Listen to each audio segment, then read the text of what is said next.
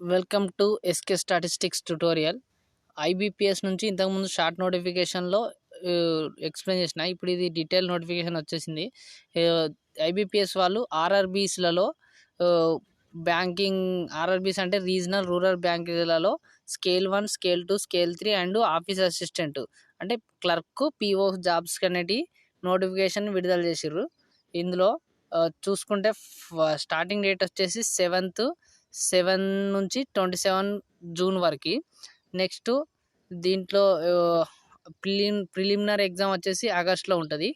ఇక్కడ pre exam training అనేది SC ST వాళ్ళకు ఉంటుంది. అది 22 నుంచి 27 వరకు ఉంటుంది. నెక్స్ట్ మెయిన్ ఎగ్జామ్ అనేది సెప్టెంబర్ అక్టోబర్లో ఉండే అవకాశం ఉంటుంది అంటారు. ఓకేనా, ఇది ఆర్ఆర్బీలలో ఎగ్జామ్ అన్నట్టు. దీనికి సంబంధించింది ఏమంటారు, దీనికి ఫీజు వచ్చేసి ఎస్సీ ఎస్టీ వాళ్ళకేమో 175 ఉంటుంది, బీసీ వాళ్ళకేమో 850 అలా ఉంటుంది అన్నట్టు. ఒక్క నిమిషం చూస్తా, ఇక్కడ ఉంది 850 ఉంటుంది. అది మల్టీపర్పస్ అంటే క్లర్క్ అన్నట్టు, ఆఫీసర్స్ అంటేనేమో పీఓఎస్ జాబ్స్ అన్నట్టు. ఓకేనా, దీనికి ఎగ్జామ్స్ ప్రిలిమినరీ క్లర్క్కైనా ఆఫీసర్స్కైనా సేమ్. ఇందులో అడ్వాంటేజ్ ఏంటంటే ఓన్లీ ప్రిలిమ్స్లో అర్థమెటిక్, రీజనింగ్ మాత్రమే ఉంటుంది. అంటే రీజనింగ్, న్యూమరికల్ ఎబిలిటీ ఉంటుంది. 40 క్వశ్చన్స్ 40 మార్క్స్ 40 మార్క్స్ అంటే 80 మార్క్స్ ఎగ్జామ్ ఉంటుంది. 45 నిమిషాలు మాత్రమే టైం ఉంటుంది. ఓకేనా, అది క్లర్క్ అయినా కావచ్చు, ఆ పీఓ అయినా కూడా సేమ్ అదే ఉంటుంది. మళ్ళీ నెక్స్ట్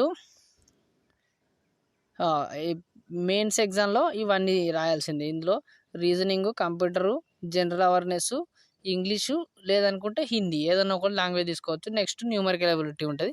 మొత్తం 200 మార్క్స్ 2 hours ఉంటుంది. ఓకేనా, ఇందులో ప్రిలిమ్స్లో అనేది ఇంగ్లీష్ అనేది ఉండదు. అదొక బెనిఫిట్గా చెప్పుకోవచ్చు. ఓకేనా, ఇంగ్లీష్ రాని వాళ్ళ కోసం అది. నెక్స్ట్ వచ్చేసి ఇంకా దీని యొక్క సెంటర్సు అవన్నీ ఈ పీడిఎఫ్ అనేది నేను మీకు టెలిగ్రామ్ ఎస్కే స్టాటిస్టిక్ టెలిగ్రామ్లో పోస్ట్ చేస్తా.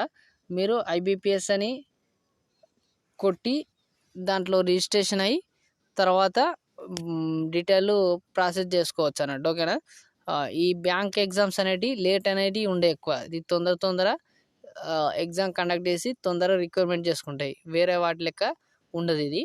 ఓకేనా, ఒక్కసారి ఈ పీడిఎఫ్ మొత్తం చూసుకొని అప్లై చేసుకోండి. దీంట్లో లాస్ట్కి ఎట్లా అప్లై చేయాలనేది కూడా ఉంటుంది. ఓకేనా, థ్యాంక్ యూ.